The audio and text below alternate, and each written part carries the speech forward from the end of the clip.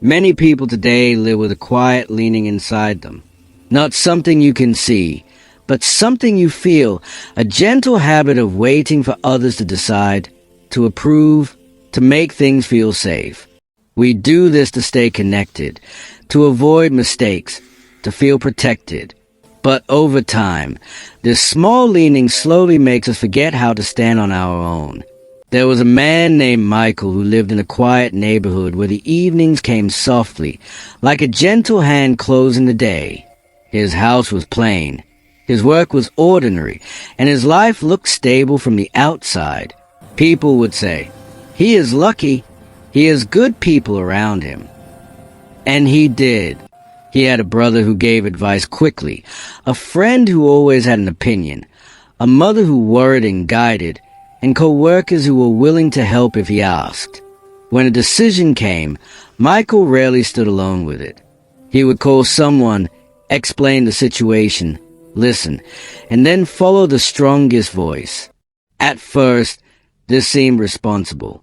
He told himself, "I'm just being careful.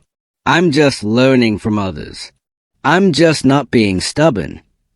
But over time, he noticed something small and uncomfortable. When someone gave him advice, he felt relieved for a moment, like a weight had been lifted. But later, when the choice led to stress or regret, he felt a quiet bitterness, not toward them, but toward himself. He had not chosen. He had followed. And because he had followed, he did not feel fully alive inside the outcome. Even simple things began to carry a strange tension. He would stand in a shop holding 2 items and feel unable to choose without messaging someone a picture. He would plan his weekend and feel anxious until someone confirmed it was a good plan. He would start a task and lose energy unless someone noticed his effort. It was as if his inner voice had been turned down so low that he could barely hear it. One evening, after another day of small hesitations, Michael walked to a nearby field where a narrow path cut through grass that had grown pale from winter.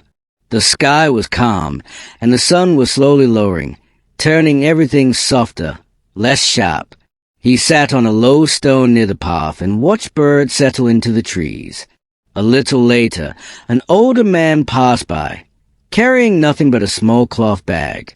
He walked the way some people walk when they are not rushing anywhere, when they are not trying to arrive, when they are simply moving through life.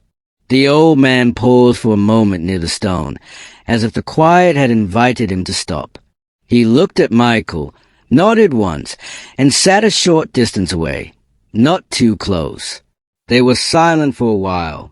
The kind of silence that is not awkward, because it does not demand anything. Eventually Michael spoke, not because he wanted a conversation, but because something inside him was tired of carrying itself alone. "I feel like I can't do anything without someone," he said. "Even small things. I keep asking. I keep checking. I keep waiting." The old man listened, his face calm, his eyes resting on the field as if the answer was already in the air somewhere. After a long moment, he said, "When you always lean, your legs forget how to hold you." That was all. No lecture, no detailed explanation, just a simple picture, offered and left to settle. Michael went home with those words moving slowly in his mind. In the days that followed, he noticed how often he leaned without realizing it. He would reach for his phone when a doubt entered his chest. He would draft a message asking, "What should I do?" before he had even sat quietly with a question. He began to see that his dependence was not only on people. It was on reassurance, on approval, on being saved from uncertainty. So he tried something small. When a choice came, he waited before asking anyone. Not for hours, not with force, just long enough to hear what was happening inside him. He would sit with a cup of tea and let the decision breathe. He would ask himself softly, "What do I actually want?" And then, "What can I live with?" And then, "What is the simplest honest step?" At first, it felt uncomfortable. It felt like walking without holding a railing. He felt exposed, like the world might judge him for choosing wrong. But he also noticed something else. The discomfort was not danger. It was simply unfamiliar. He began to practice in quiet ways. He made small routines that belonged only to him. A short walk in the morning without calling anyone. A simple meal in the evening without scrolling for opinions. A short list of tasks he would do without announcing them.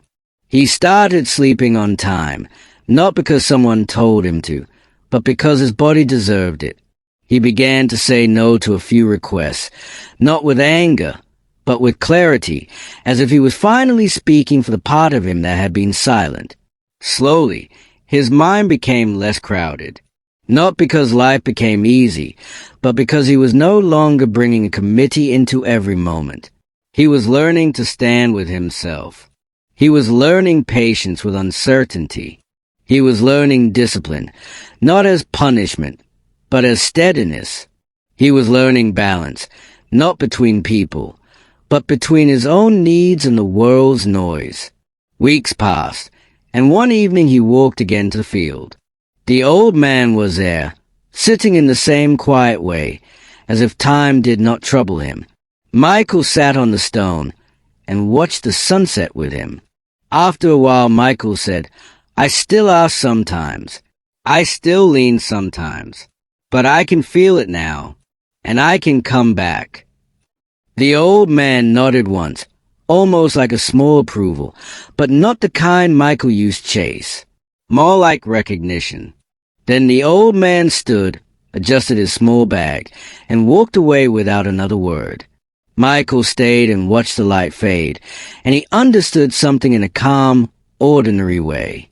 Depending on others is not always wrong. We all need support. We all need love. We all need guidance at times. But when dependence becomes your daily habit, it quietly takes away your self-respect. It teaches you to doubt your own mind. It makes you ask the world to carry what your own heart was meant to hold. So remember this, gently and honestly. Support is good, but your life cannot be built on leaning. If you want peace, begin to stand. Choose one small thing each day that you will do with your own clarity. Care for your body without waiting for permission. Keep your focus simple. Be patient with uncertainty. Be disciplined in small ways. Respect yourself enough to hear your own voice. And the moral is this: when you stop depending on others to hold you up, you finally begin to live from your own steady ground.